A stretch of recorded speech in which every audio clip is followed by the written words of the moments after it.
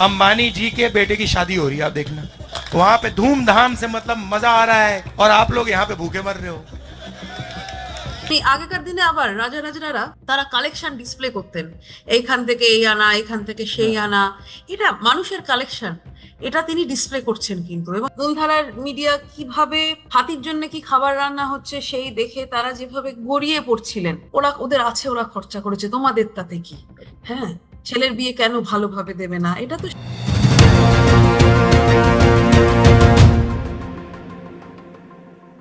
নমস্কার, সবাইকে স্বাগত।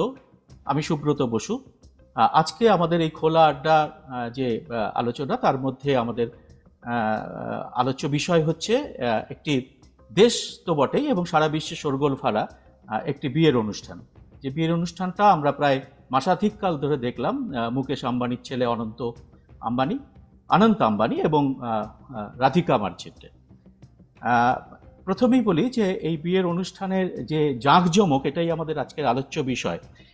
এবং সে বিষয়ে আমরা প্রথমেই আপনাদের স্ক্রিনে আমি একটা কার্টুন শেয়ার করছি, যেটা আপনারা দেখুন। এটা বিখ্যাত কার্টুনিস্ট আর.কে লক্ষ্মণের আঁকা। তাতে এই ভালগার ডিসপ্লে অফ ওয়েলথ, এটা নিয়ে তিনি একটি কার্টুন করেছিলেন বেশ কিছুদিন আগে।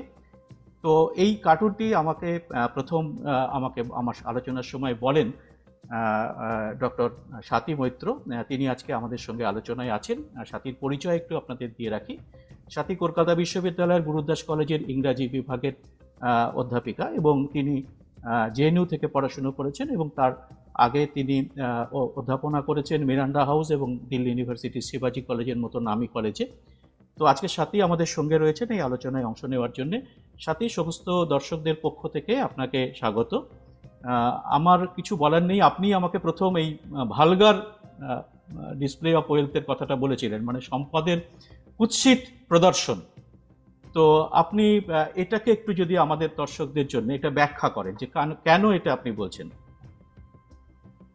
অনেক ধন্যবাদ সুব্রত বাবু, আমাকে আজকে আপনার এখানে বলবার সুযোগ দেওয়ার জন্য, আলোচনা করবার সুযোগ দেওয়ার জন্য।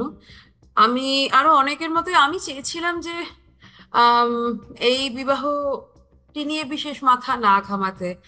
আফটার অল একজন তরুণ আরেকজন তরুণীকে বিবাহ করছে, তাতে আমাদের কারো কি বলবার থাকে? এটা খুব ব্যক্তিগত অনুষ্ঠান, প্রাইভেট অনুষ্ঠান। হ্যাঁ, আমাদের কারো এই বিষয়ে আমার অন্তত কোনো মাথা ব্যথা ছিল না, কিন্তু ব্যাপারটি যেন মাথা ব্যথার মতো হয়ে উঠলো, কারণ সামাজিক মাধ্যমে এর অদ্ভুত প্রলিফারেশন দেখলাম। এই বিষয়ে মিডিয়ার থেকেও বেশি আমি সামাজিক মাধ্যমে এই ব্যবহারের প্রসঙ্গটা আমি আসবো।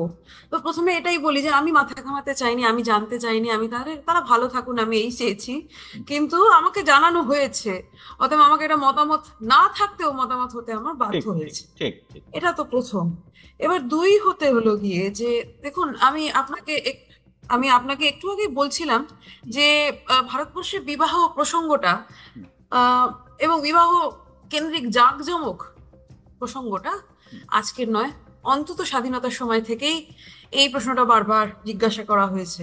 আর.কে লক্ষ্মণের যে কার্টুনটা আপনি আর আমি আলোচনা করছিলাম, সেই কার্টুনে একজন ব্যক্তি ও তার স্ত্রী দুজনেই যথেষ্ট ধনী, ছবি দেখে বোঝা যাচ্ছে, বেশ ওয়েল ড্রেসড, তারা শাড়িতে, তার ভদ্রমহিলা প্রচুর গয়না পরেছেন, এবং পাশ থেকে কমন ম্যান দেখছে, সেই লক্ষ্মণের বিখ্যাত কমন ম্যান। হ্যাঁ, কমন ম্যান কিন্তু পাশ থেকে শুনছে, একদম আড়ি পেতে শোনার মতো করে। হ্যাঁ, আমরাই সেই কমন ম্যান। আলোচনাটা চলছে যে আমাদের মেয়ের বিয়েতে কিন্তু যে ভালগার ডিসপ্লে অফ ওয়েলথটা ছিল সেটা অনেক ভালো হয়েছিল, অর্থাৎ কিনা করি আমিও, তারা যেন নিজেদের মধ্যে বলছেন। এবার এই ব্যাপারটা, এইটা সত্যি কথা বলতে, এবং বিশেষ করে আজকে আমি যখন ছোট ছিলাম, 90-এর দশকে বড় হয়েছি, আমার তখনও মনে আছে যে সংবাদপত্রে এবং খবরের কাগজে বিজ্ঞাপন দেওয়া হতো যে বিবাহ কেন্দ্রিক অনুষ্ঠানে খুব বেশি যেন জাঁকজমক না করা হয়। এই অতিথি নিয়ন্ত্রণ আইন বলে একটা পশ্চিমবঙ্গ সরকারের ছিল। হ্যাঁ, ছিল, বলা হতো যে সে অনেক কাল আগেকার কথা। সে প্রি লিবারালাইজেশন স্কারসিটির জগতের এক ধরনের চিন্তা। পোস্ট লিবারালাইজেশন জগতে আমরা যারা বড় হয়েছি, এটা আমরা বিশেষ দেখিনি। এবং সত্যি কথা বলতে, আবার এখানে আঙুলটা নিজেদের দিকেও তোলা দরকার। আমাদের ব্যক্তি পরিসরেও, আমি নিজেকে এর বাইরে থেকে বাদ দিচ্ছি না, ব্যক্তি পরিসরেও এই জাঁকজমকগুলো যে খুব বাদ যায় তা নয়। কারণ বিবাহ কেন্দ্রিক খরচ করা, না হলে লোকে কি বলবে, লোকে কি ভাববে, এটা কিন্তু ভারতবর্ষে আপনি হিন্দু বলুন, মুসলমান বলুন, দলিত বলুন, ব্রাহ্মণ বলুন, এই এক অদ্ভুত ব্যাপার। সামাজিক চাপ। আবার একদম একদম এই ব্যাপারটা রয়েছে। আপনাকে আমি একটা পেপারের কথা বলছিলাম, এটা একটা চমৎকার স্টাডি। বলুন। এই স্টাডিটা, যেটার নাম হচ্ছে wedding celebrations as conspicuous consumption signalling social status in rural India, Francis Bloch, Vijayendra Rao এবং সোনালদি দেশাই, ওনারা কর্ণাটকে 2004 সালের এটা স্টাডি। সেখানে ওনারা প্রায় 800টি দরিদ্র পরিবারকে ধরে স্টাডি করেছিলেন এবং দেখেন যে আপনার এটা র্যান্ডম একটি সার্ভে তারা করেছিলেন এবং প্রচুর 100টার ওপর বাড়িতে তারা ইন্টারভিউ করেছিলেন। করে দেখেন যে একদিক দিয়ে যেমন একটা কম্পিটিটিভ ব্যাপার ছিল, যে সেখানে কিভাবে পণ প্রথা কিভাবে চলবে ইত্যাদি, কিন্তু ম্যারেজ সেলিব্রেশনে সব থেকে বড় ক্রাইটেরিয়াটা ছিল যেটাকে ওনারা বলছেন এক প্রকারের সিম্বলিক ডিসপ্লে। অর্থাৎ কিনা দেখাতে হবে, এবং এই দেখানো, তারা এই সমস্ত রেসিপি, এই যে ইন্টারভিউইরা বলেছিলেন, এটা একটা কমিউনিটির নিয়ম। কমিউনিটির ভিতরে যে অন্যান্য বিবাহ হয়েছে সেগুলির সাইজ দেখে এইগুলি ডিটারমাইন্ড হয়েছে, ওনারা স্টাডিতে দেখেছিলেন। এবং বহু ক্ষেত্রে এই পরিবারগুলি যেহেতু দরিদ্র, তো বহু ক্ষেত্রেই যেটা তারা দেখলেন যে অনেক ক্ষেত্রে একটি পরিবারের অ্যানুয়াল ইনকামের 6 গুণ বেশি খরচ অব্দি মানুষ করছেন। এবার এটা স্বাভাবিকভাবেই দরিদ্র পরিবার বলে, এখানে আমরা অবশ্যই ভারতবর্ষের ধনীতম পরিবারের সাথে এর তুলনা হয় না, কিন্তু মানসিকতাটা বুঝবার জন্য এই যে একটা সিম্বলিক ডিসপ্লে অফ স্টেটাস, একটা এই বিষয়টা কিন্তু ভারতবর্ষের দরিদ্রতম মানুষ থেকে ধনীতম মানুষও এর বাইরে পড়েন না। এবং ঠিক সেই কারণেই বিয়েতে খরচা জাঁকজমক হবে না, কেন হবে? এবং বিশেষ করে আবার পোস্ট লিবারালাইজেশন জগতে, যেখানে আপনার কনজিউমার সংস্কৃতি খুবই বেশি, সেখানে আপনি নিশ্চয়ই দেখছেন অনেকেই বলছেন যে ওদের আছে, ওরা খরচা করেছে, তোমাদের তাতে কি?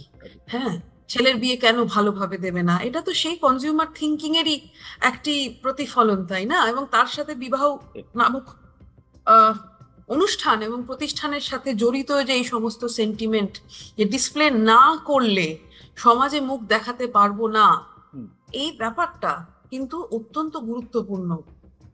তো এই বিষয়টা আমি আম্বানিদেরকে এর বাইরে দেখবার কোনো কারণ আমি দেখছি না। এটা আমার প্রথম বক্তব্য, যে আমাদের বুঝতে হবে যে ভারতবর্ষে বিবাহ জিনিসটাকে কিভাবে দেখা হয়। এবং এটা আমাদের ঠিক যে দরিদ্র পরিবারগুলো এইভাবে খরচা করেছেন, আয়ের সাথে তাদের একেবারেই মানাচ্ছে না, তাও করেছেন। আম্বানি সেটা করেননি, তার আয়ের প্রসঙ্গে এই মুহূর্তে যাচ্ছি না, সেটি আরেকটি প্রসঙ্গ।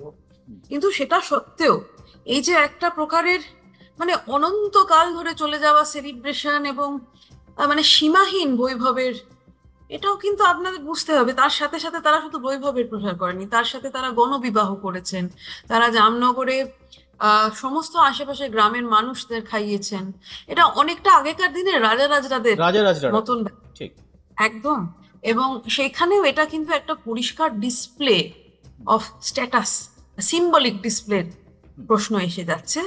সেই জন্য তারা এইভাবে এটাকে প্ল্যান করেছেন। এটা আমাদেরকে বুঝতে হবে, তারা ভারতবর্ষের বাইরে তো নন, ধনীতম পরিবার হলেও। আপনি এটাকে ভালগার শব্দটা ব্যবহার করছেন কেন? মানে আমরা তো দেখছি খুব জাঁকজমক হচ্ছে সামাজিক মাধ্যমে, দারুণ দারুণ সব রিল ছবি সবসময় আমরা দেখতে পাচ্ছি। তো আমি এটাকে ভালগার বলবো কেন, এটাকে কুৎসিত বলবো কেন? এটা তো সমস্ত সেলিব্রিটি আসছেন নাচছেন। ঠিক ঠিক ঠিক। অনেকেই এটাকে কুৎসিত মনে করছেন না, অনেকেই বলছেন ওদের আছে তাই ওরা খরচা করছে, তাতে এত বলবার কি থাকতে পারে।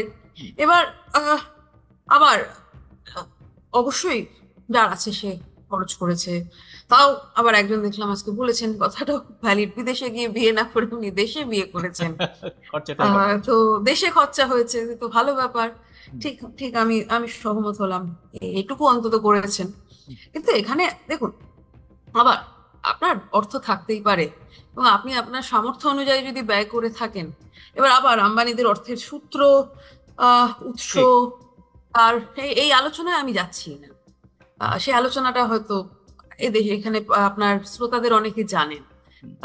তো সেটা বাদ দিয়ে বলছি ওনার আছে, উনি খরচা করেছেন, এ তো কোনো ব্যাপার নয়। কিন্তু এই ক্ষেত্রে বিশেষ করে এই বিবাহটি, আমাদের পরিবারে আগেও ওনার 2 ছেলেমেয়ের বিয়ে হয়েছে। হুম। ঈশা আম্বানির বিয়েতে যেমন আমি খবরের কাগজে পড়েছিলাম যে আমেরিকান শিল্পী বিয়ন্সে এসে গান গেয়েছিলেন। বিয়ন্সের গান আমি শুনেছি, তাই আমি একটু কৌতূহলী হয়ে যে উনি এখানে কি করতে এলেন এরকম একটা ব্যাপারে আমি হ্যাঁ, খোঁজ খবর করেছিলাম। কিন্তু এই বিশেষ বিবাহটি যেন আরো বেশি সময় নিচ্ছে, আরো বেশি বৈভবের প্রদর্শন করছে, এক আশ্চর্য। এটা এটা একটু মানে অবাক লাগতে বাধ্য। এবং এই বিয়েটা আপনাকে যেটা বললাম, আমি সেই পয়েন্টে আসছি। আহ এটা ঠিক যে মূলধারার মিডিয়া তো এটাতে মানে এতে কোনো কার্পণ্য রাখেনি। আমি মূলধারার ইলেকট্রনিক মিডিয়া একেবারেই দেখি না, বহু অনেকেই বছর দেখেন না, ছেড়ে দিয়েছি। আমরা কেউই হয়তো না, আজকে, চিৎকার চেঁচামেচি, হ্যাঁ হ্যাঁ, সহ্য হ্যাঁ, হয় না। কলতলার ঝগড়া। তাও তার কিছু কিছু ক্লিপ ইত্যাদি, ধরুন যখন প্রি ওয়েডিং চলছিল, হুম, তার কিছু ক্লিপ আমি বাধ্য হয়ে সামাজিক মাধ্যমে দেখে ফেলেছিলাম। হুম।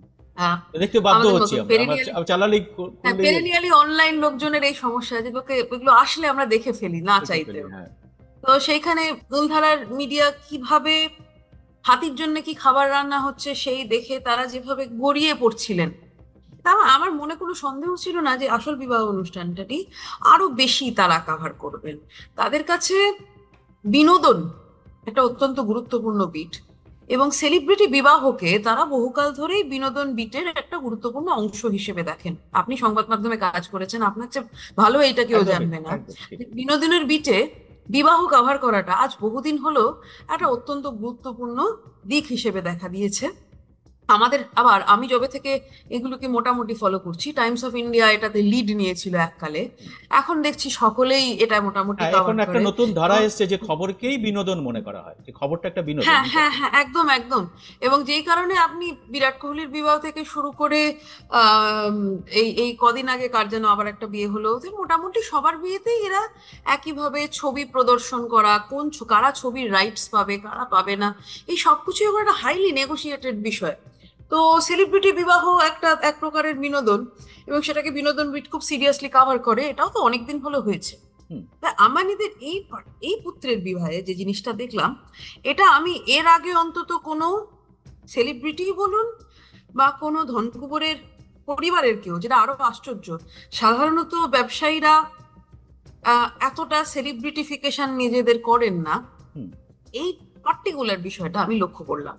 সেটা হচ্ছে যে গতকালই যেমন আপনার সাথে কথা বলবার পরে আমি টুইটারে সার্চ করে দেখলাম, এবং আপনি বললে আমি আপনাকে সেটা আবার দেখিয়ে দিতে পারি আপনাকে স্ক্রিনে। আমি এটা আপনি আমাকে দিলে আমি আমি দর্শকদেরও দেখিয়ে দেবো। হ্যাঁ, হ্যাঁ।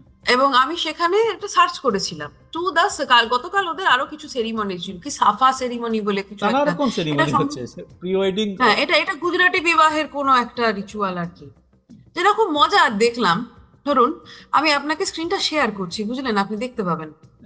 আহ, না, এটা করা যাবে না, আমি আপনাকে আপনি বলছি। আমাকে দিয়ে দিন, আমি ওটা, হ্যাঁ, আমি ওটা দর্শক, আমি একটা এটা আমাকে আমি পরে স্ক্রিনশট করে দেবো। আপনি। আমি টুইটারে গিয়ে, যেটা আজকে এক্স, আমি একটু সার্চ করলাম টু দ্য সাফা সেরিমনি, এই এই 4টে শব্দ দিয়ে। হুম। সেখানে প্রথম টুইটটা আসছে কোনো গ্রাজিয়া ইন্ডিয়া বলে। তারা বলছেন joyous parents Shri Mukesh D Ambani and Shrimati Nita M Ambani along with the family proudly escort the groom Anant Ambani to the safa ceremony. আচ্ছা, এখানে পাগড়ি পরাচ্ছে। হুম। তারপরেরটা একটি কোনো ভেরিফাইড অ্যাকাউন্ট, পয়সা দিয়ে ভেরিফাইড, এক্স্যাক্টলি এক ভাষা। তারপরেরটা বলি হাঙ্গামা, এটা আবার এটা একটা চেনা বলিউড নিউজে, তারা আম্বানির বিয়ে কভার করছে। হ্যাঁ, মানে দেখুন, আবার বলিউডের বিয়েটা এখন, আপনার বলিউডের খবরটা এখন এখানেও, আম্বানির বিয়ের খবরও একই সাথে বিনোদন। ঠিক। জয়াস পেরেন্টস আবার ওই এক ভাষা। আচ্ছা। তারপরে ফ্যাব অকেশন, সেটা কাদের পেজ ভগবান জানে, তাদের এক ভাষা। মানে সবই সেই ফেমিনা বিদ্যাসাগর ইন্ডিয়া, কলেজের ছাত্র মতো আর কি, নাকি? একদম একদম। ফেমিনা ইন্ডিয়া এক ভাষা, ফেমিনা ইন্ডিয়া আমাদের চেনা একটি ম্যাগাজিন। হ্যাঁ। রিলায়েন্স ইন্ডাস্ট্রিজ এর একটি নিজস্ব ইয়ে, তারাও এক ভাষা।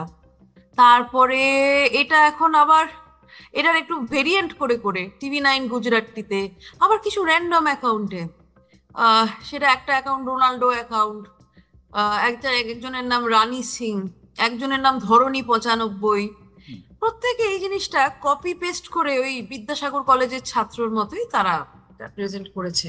এবার এটা কিন্তু স্বাভাবিক নয়, এটা হচ্ছে একদম কপি পেস্ট। এই যে কপি পেস্ট করে এক জিনিস পোস্ট করে যাওয়া। এবার এটা হতে পারে মিডিয়া আউটলেট গুলিকে এই বয়ান দেওয়া হয়েছিল টুইটারে আপনি একটা পোস্ট খুব করবার জন্য। গুরুত্বপূর্ণ প্রসঙ্গ কিন্তু তুলে ধরলেন। তার মানে কি এটা এই প্রসঙ্গটা থেকে আমরা এই সিদ্ধান্তে আসতে পারি যে এই হাইপটা তৈরি করা হচ্ছে, এই হাইপটা নিজে আমি নিজে আপনাকে উঠছে না, সাধারণ জনগণ এটা তুলছে না। আপনি আমজনতার আপনাকে কাছে আরো দু একটা বলছি, হ্যাঁ দু একটা অবজারভেশন বলছি। এটা প্রথম, খুব এটা সুন্দর করে এই যে পরপর পরপর কপি পেস্টেড, হ্যাঁ। এটা স্বাভাবিক নয়, এটা আমরা চিনি। আমরা যারা মোটামুটি সামাজিক মাধ্যমে সমাজকে কাটিয়েছি তারা বিদ্যাসাগরের কলেজের ছাত্রদেরকে চিনি। আমরা নিজেরাও যখন টুইটার স্টর্ম জাতীয় করেছি, অনেক সময় আমরাও বয়ান একইভাবে কপি পেস্ট করে ব্যবহার করেছি। এটা যে শুধুই কোনো হাইপ তোলবা, আমি নিজে করেছি। আমরা বয়ান দিয়ে দিতাম, এটাকে হ্যাশট্যাগটাকে চালনা করো। এটা খুব কমন একটা, বিখ্যাত অনেক আন্দোলনও হয়েছে এরকম ভাবে, মিটু হয়েছে। হ্যাঁ করেছি, আমরাই করেছি, আমি নিজে করেছি। তো এটা খুব আশ্চর্য কিছু নয়, তবে এটার কিছু বিশেষ ব্যবহার আমরা দেখেছি। হ্যাঁ, আমি সেখানে আর যাচ্ছি না, আপনি আশা করছি বুঝতে পারছেন। এটা এক। দুই হচ্ছে, আবার আমি দেখতে চাইনি, কিন্তু আমার ফেসবুক ফিডে মেটার অ্যালগোরিদম বারবার কিছু রিল পোস্ট করছে। সেই রিলগুলি আমি চাইছি না দেখতে, কিন্তু রিলগুলি আসছে। সেই রিলে রণবীর সিংহ নাচছেন, কখনো হ্যাঁ, এবার রণবীর সিংহকে আমি যথেষ্ট পছন্দ করি, আমি দেখেও ফেলেছি সেই রিলটা। আমি দেখছি কখনো MS ধোনি সোনালী জামা পরে আসছেন, কখনো দেখছি জন সেনা এসেছেন, আমি হতভম্ব হয়ে গেছি যে কি হলো ব্যাপারটা। কখনো দেখছি কিম কার্ডেশিয়ান ঘুরছেন, আবার কখনো দেখছি শুধুই মুকেশ ভাই, তিনি চোখের জল ফেলছেন যখন তার এই যে তার নতুন পুত্রবধূ যখন বিদায়ী হচ্ছে, তো সব আবেগের মুহূর্ত, মুকেশ ভাইও তখন চোখের জল রাখতে পারেননি ধরে। সেটার একটি আবার আপডেট পোস্ট করছে একটি হ্যান্ডেল যার নাম আম্বানি আপডেটস বা এই জাতীয় কিছু। এবার একটা আম্বানি আপডেটস বলে একটা আলাদা রীতিমতো অ্যাকাউন্ট কেউ খুলে ফেলেছে, এটা অনেকটা ওই ফ্যান ক্লাব অ্যাকাউন্টের মতো। এবার কোনো সাধারণত কোনো বিজনেস ফ্যামিলির এইরকম ফ্যান ক্লাব অ্যাকাউন্ট কিন্তু আমরা দেখি না। এগুলো সাধারণত আপনার অবশ্যই রণবীর সিংহের থাকবে, দীপিকা পাডুকোনের থাকবে, শাহরুখ খানের হাজার হাজার থাকবে, কিন্তু আম্বানি আপডেটস অ্যাকাউন্ট এটা আমি অন্তত ভারতবর্ষে আর কোনো পুঁজিপতির ক্ষেত্রে এরকম কখনো দেখিনি, কখনো দেখা যায়নি সত্যি। এবং এগুলো অর্গানিক ফ্যান অ্যাকাউন্ট কিনা এটা আমি জানি না। হ্যাঁ, এটা আমার প্রশ্ন, অর্গানিক না নন অর্গানিক, এটাও একটা প্রশ্ন থাকবে, আমার কাছে কোনো উত্তর নেই। খুব গুরুতর প্রশ্ন, আমরা দেখলাম যে খুবই গুরুতর প্রশ্ন এগুলো ফেসবুক, ইনস্টা এবং ইনস্টা রিল আপনি স্ক্রল করতে করতে, মাঝে মাঝে বদভ্যাস হিসেবে করি ইনস্টা রিল স্ক্রল, সেখানেও ইনস্টাগ্রামে কিছু কয়েকটা পোস্ট দেখার পরে আম্বানি, আবার 3-4টে পোস্ট, 3-4টে বিড়ালের ছবি, 5টা কুকুরের ছবি, আমি সাধারণত এগুলোই দেখি, সেটা দেখার পরে আবার আম্বানি। এবার এটা অবভিয়াসলি অ্যালগোরিদম আমাকে দেখাচ্ছে। তো এই সামাজিক মাধ্যমের এরকম ব্যবহার একটি বিয়ের প্রচারের জন্য, এটা কিন্তু আমি মানে সাম্প্রতিককালে এই যে এত বড় বড় সেলিব্রিটি ওয়েডিং গুলো হলো, রণবীর কাপুর বা আলিয়ার বিয়ে বা এই জিনিস আমি আগে দেখিনি, ঠিক সেইগুলোর কারণেই মানে একটু আশ্চর্য লেগেছিল। আপনি খুব খুব গুরুত্বপূর্ণ প্রশ্ন তুললেন, এবং একটু ছোট্ট করে আমি বলে দিই আমাদের দর্শকদের যে এই মুহূর্তে দেশের অনেক বড় বড় ঘটনা ঘটছে, অনেক রকম, কোথাও বন্যা হচ্ছে, কোথাও জঙ্গি হামলা হচ্ছে, সেইগুলো সম্পর্কে মানুষ যাতে না বেশি ওয়াকিবহল হতে পারেন, তো সেই জন্যে আরো বেশি বেশি করে বিভিন্ন মিডিয়া, গদি মিডিয়া যাকে আমরা বলি, এবং সমাজ মাধ্যমে এই ফিডগুলো আসলে কিন্তু মানুষের ভাবনাগুলো একটু ডাইভার্ট করা যায়, সেটা যায়, কিন্তু হ্যাঁ এটা ঠিকই। এক্ষেত্রে আমার প্রশ্ন থাকবে যে দেখুন, এটা তো হতে পারে না যে মানে এটা অফকোর্স আপনি ধরুন নিউজ 18-এ যা কাভারেজ দেখছেন বা অন্যান্য গদি মিডিয়া জাতীয় নিজের চ্যানেল কাভারেজ দেখছেন, তারা বিনোদন বিটে নেমে পড়েছে এবং তারা আম্বানিদের কাছ থেকে বিজ্ঞাপন টিজ্ঞাপন সব চায়। আম্বানিদের নিজস্ব চ্যানেল, নিজের চ্যানেলগুলি ছাড়াও, নিজের চ্যানেলগুলো ছাড়াও বিজ্ঞাপন তো সবাই চায়, তো অবশ্যই তারা এখানে এটা পিছোপা হবে না। আমি শিওর ফেসবুক মেটাও খুব বিজ্ঞাপন পেয়েছে, কিন্তু আমার মনে হয় যেটা আমরা দেখলাম এই গোটা ব্যাপারটায়, যে অবশ্যই মুকেশ আম্বানি ভারতবর্ষের বাইরে নন বলে উনি আর 5টা ভারতীয়র মতোই জাঁকজমকে বিশ্বাসী, এটা নিয়ে কোনো সন্দেহ নেই। এবং ওনার আয়ের যেহেতু অনেকটাই বেশি সাধারণ ভারতীয় থেকে, ওনাকে অন্তত দেনা করতে হয়নি। কিন্তু আমরা খুব যেটা আয়ের খুব দেখলাম, সামান্য অংশ তিনি ব্যয় করেছেন এবং একটা হ্যাঁ হ্যাঁ সোশ্যাল সামান্য মিডিয়ায় এটা নস্যি প্রায়, প্রায় হ্যাঁ, খুব নস্যি, প্রায় কিন্তু আমরা যেটা দেখলাম 0.05%। সেটা কিন্তু আম্বানি পরিবারের সেলিব্রিটিফিকেশন দেখলাম। এবং এই জিনিসটা আমি ভারতবর্ষে খুব কমই দেখেছি পুঁজিপতিদের মধ্যে। রীতিমতো পরিবারটাকে রাতারাতি সেলিব্রিটিতে, রাতারাতি নয়, বেশ কয়েক মাসের প্রচেষ্টায় তারা নিজেদেরকে সেলিব্রিটি রূপে নবজন্ম দিলেন। আপনি ভেবে দেখুন, আজ বহুদিন হলোই আপনার মিডিয়া, এন্টারটেনমেন্ট এবং খেলার জগতে আম্বানিদের আনাগোনা। একদিকে যেমন তারা দেশের একটা গোটা ফুটবল লিগ পরিচালনা করেন, এটা বোধহয় পৃথিবীতে একমাত্র যেখানে জাতীয় লিগ পরিচালনা করে একটি প্রাইভেট সংস্থা। এছাড়াও তারা ক্রিকেটে তো বহুদিন ধরেই যুক্ত। তারা এন্টারটেনমেন্ট ঢুকে গেছেন জিও সিনেমার সাহায্যে। তারা হয়তো বাড়াচ্ছে, তার পরিধি ক্রমশ আরো বাড়াচ্ছে এবং শীঘ্রই সম্ভবত সিনেমা প্রডিউসও করবেন। স্টারের সঙ্গে সম্ভবত একটা চুক্তিও হয়ে গেছে।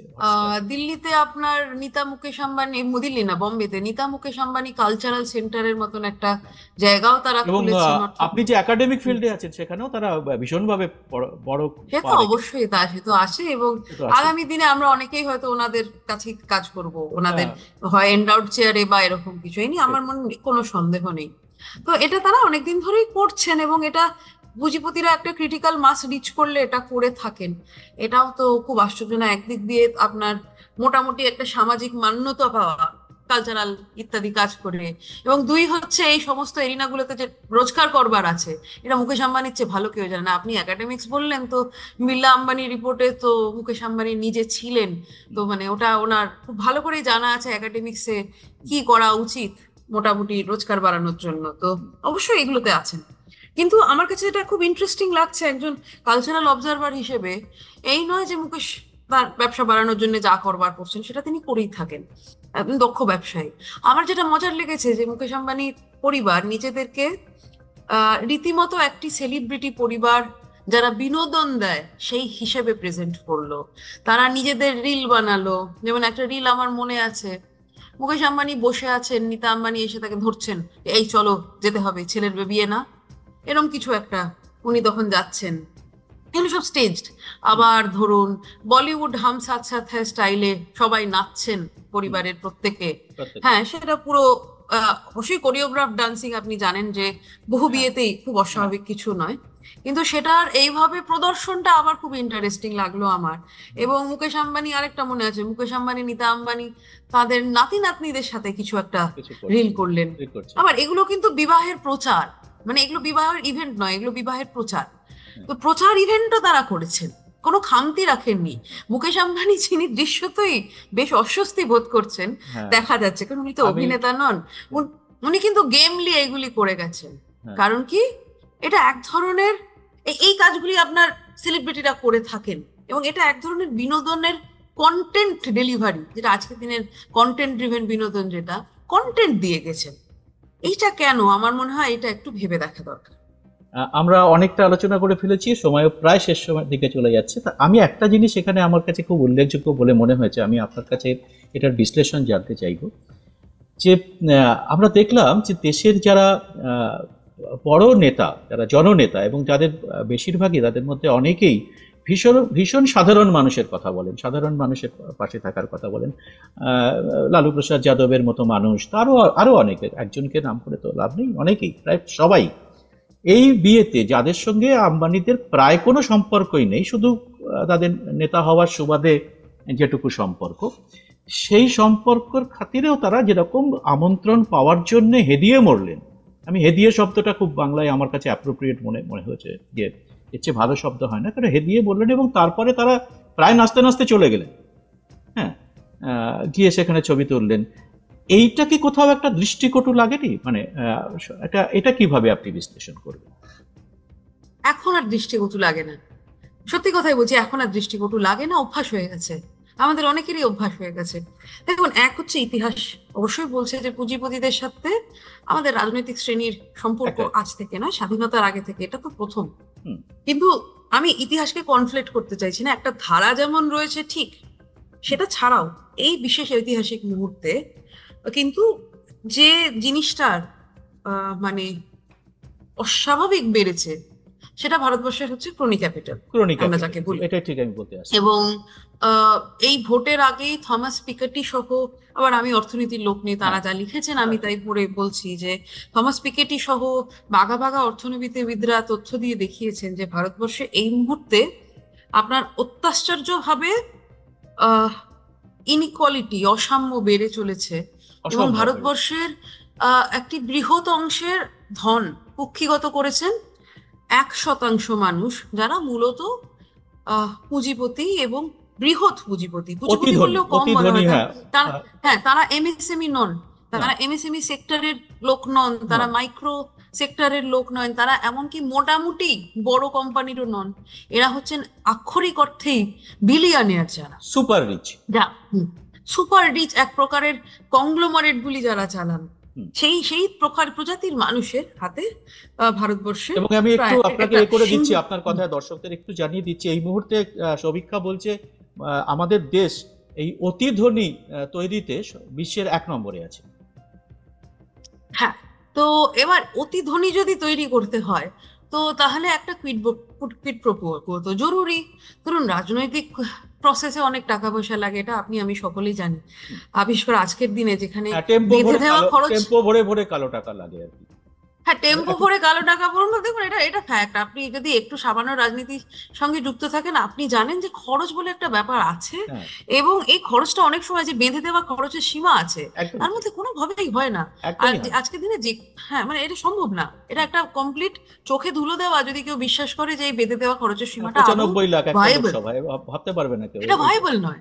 তো এবং তাও আমরা প্রিটেন্ড করি যে হচ্ছে, এবং তার ফলশ্রুতি হিসেবে যে ধরুন এক একটি কিছু, ধরুন বড় কিছু অর্গানাইজ করা থেকে শুরু করে সমস্ত কিছু অনেকটাই তো আসে কোনো জায়গা থেকে। তো এবং ইলেকটোরাল বন্ডের ক্ষেত্রে আমরা দেখেছি যে এটার একদম সরাসরি, বা ইলেকটোরাল ট্রাস্টগুলি, তার তো বহুত পুরনো অস্তিত্ব, সেখানে তো ডোনেশনের পদ্ধতি আমরা সকলেই জানি। তো অতএব এবং তার পরিবর্তে অনেক ক্ষেত্রেই শুধু শিল্প বান্ধব নয়, শিল্প বান্ধব অনেক ক্ষেত্রে পলিসি নিতে হয়, তো এক্ষেত্রে শুধু শিল্প বান্ধব নয়, এক্ষেত্রে ক্রনি বান্ধব পলিসিস প্রচুর ভাবেই নেওয়া হয়েছে। এটা জিওর ক্ষেত্রেই আমরা দেখেছি, এবং ঠিক সেই কারণে আজকে যখন 21%, তারা 21% বিল বাড়িয়েছেন। আবার আপনি মনোপলি তৈরি করেছেন যখন, মনোপলি না অ্যাকচুয়ালি ডুওপলিতে চলে। তো ভারতী এয়ারটেল আর জিও সব থেকে বেশি জায়গা দখল করে বসে আছে, তারপরে অল্প একটু ভোডাফোন আইডিয়া, এবং তারপরে ক্ষুদ্রাতি ক্ষুদ্র বিএসএনএল, এমটিএনএল। এই তো ভারতবর্ষের টেলিকম সেক্টর।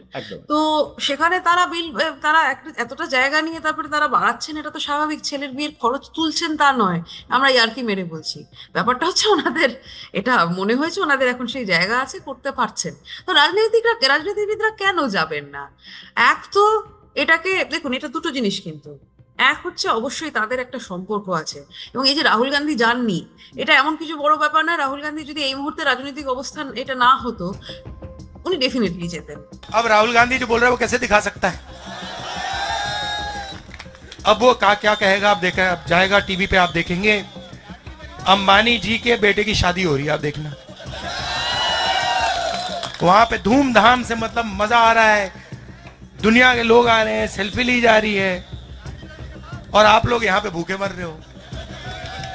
तो यही सच्चाई है, ये मैं आपके सामने रखना चाहता था। आपने इतने प्यार से मेरी बात सुनी, इसके लिए दिल से धन्यवाद।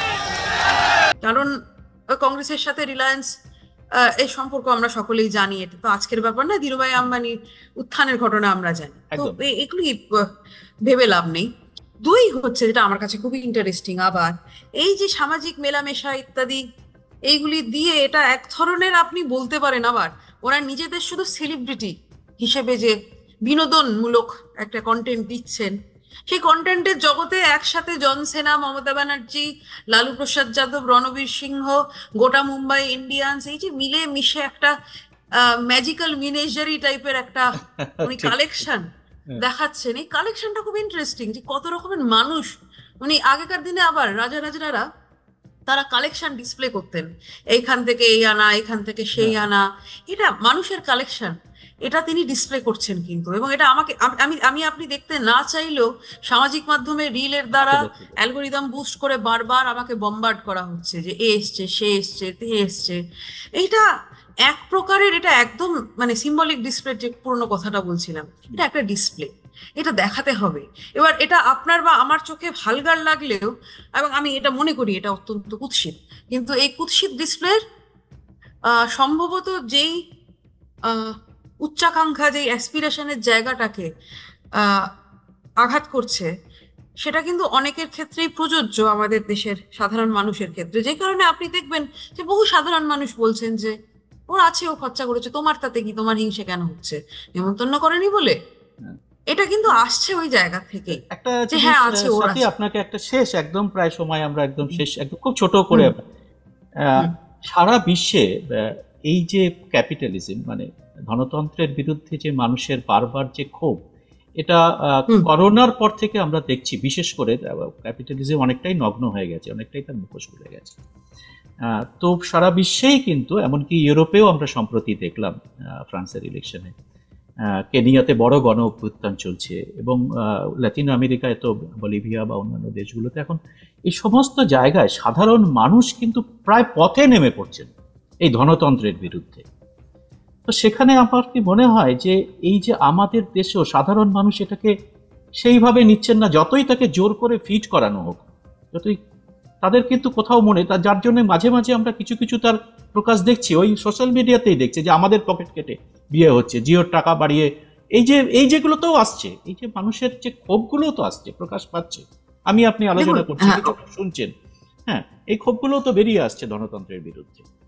খুব তো আসছে, খুব আসা বাধ্য। দেখুন, আমরা এই মুহূর্তে গণতান্ত্রিক ব্যবস্থায় আমরা যেখানে অবস্থান করে আছি, এবং এটা 2024-এর প্রেক্ষিতে বলছি, আমরা এই মুহূর্তে যেখানে অবস্থান করছি সেখানে আমাদের পৃথিবীটা জ্বলে পুড়ে মারা যাচ্ছে, জ্বলে পুড়ে যাচ্ছে। আমাদের এই মুহূর্তে ধনতান্ত্রিক মডেলটা হচ্ছে infinite growth on finite resources. হ্যাঁ, এবং সেইটা কখনো হওয়া সম্ভব নয়। এ কথা আমাদের বলে দাও, এখনো বিশ্বাস করানো হচ্ছে যে না, এটা হতে পারে, ইনফিনিট গ্রোথ হতে পারে, ইনফিনিট আমাদের রিসোর্সেস রয়েছে এই পৃথিবীতে। অথচ আমরা আশেপাশের জগতে প্রত্যেক দিন দেখতে পাচ্ছি সেটা সম্ভব নয়। গ্লেশিয়ার শুকিয়ে যাচ্ছে, বরফ গলে যাচ্ছে, ধ্বংস হয়ে যাচ্ছে জঙ্গল, পৃথিবীটা গরম হয়ে চলেছে। ক্লাইমেট চেঞ্জের যুগে এগুলি আর বসে না, এগুলো বিশ্বাস করা যায় না। এবং মানুষের কাছে আপনি বারবার যে দেখছেন ছোট ছোট ক্ষোভের যে প্রতিফলন, কেনিয়াতে বলুন আইএমএফ এর যে ভয়াবহ, যে ওরা অস্ট্রেলিয়া করবে বলেছিল, তার প্রেক্ষিতে হয়েছে এটা, তাই না? তো এরকম আমরা বারবার বিস্ফোরণ দেখছি। এখানেও ট্যাক্স বৃদ্ধি, কর্পোরেট ট্যাক্স, আপনি আর্জেন্টিনাতে দেখুন অস্টেরিটির বিরুদ্ধে এই মুহূর্তে যে রাস্তায় আন্দোলন চলছে, এইগুলি মানে বারবার মানুষের মধ্যে থেকে ক্ষোভটা আসছে।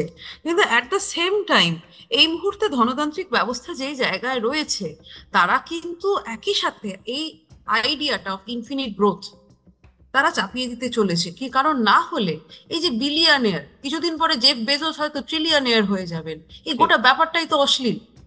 বিলিয়নের ব্যাপারটাই তো অশ্লীল, তার অস্তিত্ব থাকবে কেন? কিন্তু ব্যাপারটা হচ্ছে যে তাদের অস্তিত্ব আছে, এবং তারা এখনো তাদের এই কুক্ষিগত করা এবং তাদের ক্লাইমেট চেঞ্জে নিজস্ব ভাবনা, নিজেদের বাংকার বানানো, স্পেসে তারা চলে যাবেন কিনা পৃথিবী ধ্বংস হয়ে গেলে, এসবও চলছে। অর্থাৎ আমরা যে নাটকের মেয়েটা নাটকীয় ইয়েতে বলছি, যে কনফ্লিক্টটা দেখছি, সেটা যেন আরো নাটকীয় রূপ নিচ্ছে, সেটুকুই দেখছি কিন্তু অ্যাজ এ অবজারভার হিসেবে। অবশ্যই আমরাও তো অংশগ্রহণ করি এতে। তার পরে কি হবে এটা এই মুহূর্তে তো, কারণ আমি কোনো বৃহৎ এমন কিছু দেখছি না এই মুহূর্তে যে যাতে পরিবর্তন হয়ে যাবে, বরঞ্চ আমি দেখতে পাচ্ছি কনফ্লিক্টটা যেন আরো তীব্র রূপ ধারণ করছে। তারপরে কি হবে এটা বলা খুব মুশকিল। কিন্তু ক্লাইমেট চেঞ্জের যুগে অন্তত এটুকু বলা যায় যে ইনফিনিট গ্রোথের আইডিয়াটা, এটা হয়তো মানে আমাদের ছাত্রছাত্রীরা আর কত বিশ্বাস করবে আমি জানি না। ঠিক, অনেক অনেক ধন্যবাদ সাথী, আপনি অসাধারণ একটা আলোচনা করলেন। আমাদের দর্শকদের কাছে বলছি যে আপনারা পুরো ভিডিওটা দেখার পরে আপনাদের মনের মধ্যে যে ভাবনা আসছে আপনারা কমেন্ট বক্সে অবশ্যই লিখে জানাবেন। সাথীকে আরেকবার ধন্যবাদ, এবং আপনাদের সবাইকেও ধন্যবাদ। নমস্কার, ভালো থাকবেন, সুব্রত।